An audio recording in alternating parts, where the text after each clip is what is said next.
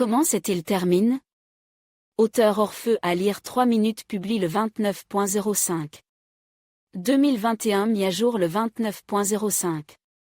2021 La série, Civil Wife, raconte le destin difficile de la jeune fille Anna.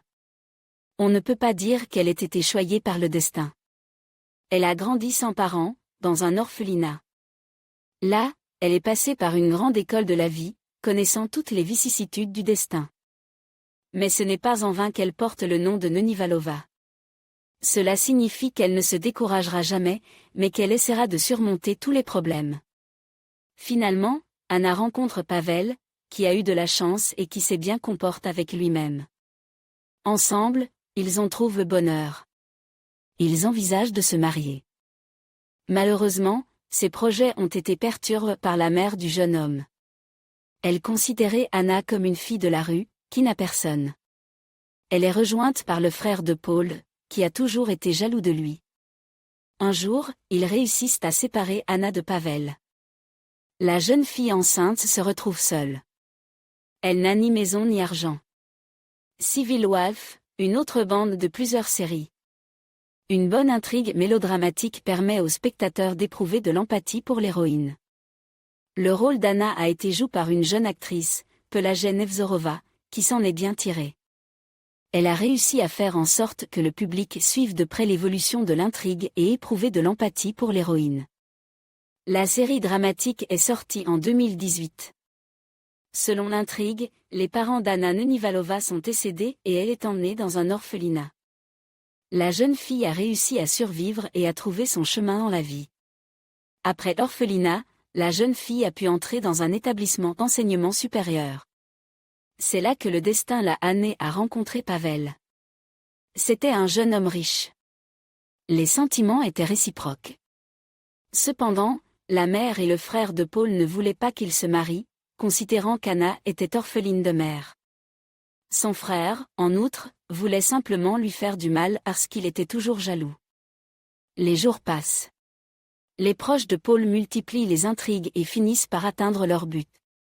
À la fin, l'homme laisse Anna seule. Elle attend maintenant un enfant, mais elle n'a ni maison ni moyen de subsistance. Il convient de préciser que, selon certaines sources, le tournage a eu lieu à Sébastopol. L'un des réalisateurs, Dmitri Larin, a déclaré que c'est la ville où il a grandi et qu'il aime l'atmosphère qui y règne. Il aime l'atmosphère qui y règne, y compris les paysages et les habitants. La ville a apprécié les créateurs de la bande qui se trouvent près de la mer. C'était nécessaire pour l'intrigue. Selon l'actrice Pelagea Nevzorova, la série montre un monde réel et dur. Toutes les personnes qui y figurent sont des personnages vivants. C'est très agréable, car les cassettes avec des personnages en carton qui font tout selon le script, en sont pleines.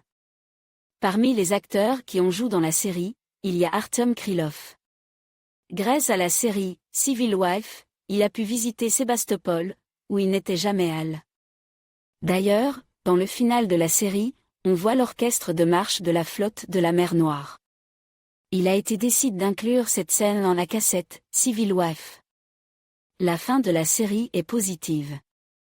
C'est très important, car les gens sont aujourd'hui dépressifs et ont besoin de films et de séries qui se terminent bien. Anna a finalement trouvé son bonheur. Tous ses problèmes ont disparu.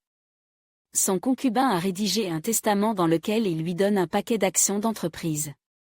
Anna les a reçues par l'intermédiaire d'un notaire. Malheureusement, Ivan a laissé l'organisation sombrer et les actions ne valent plus rien. Lors de la remise des actions, Anna se trouvait à côté du frère de son fiancé. Devant lui, Anna a déchiré les actions déjà invalides. Puis, ayant repris courage, elle a dit beaucoup de choses désagréables au frère de son mari. En plus de tout cela, Anna a une fille qui s'appelle Vera. La série se termine donc sur une note positive.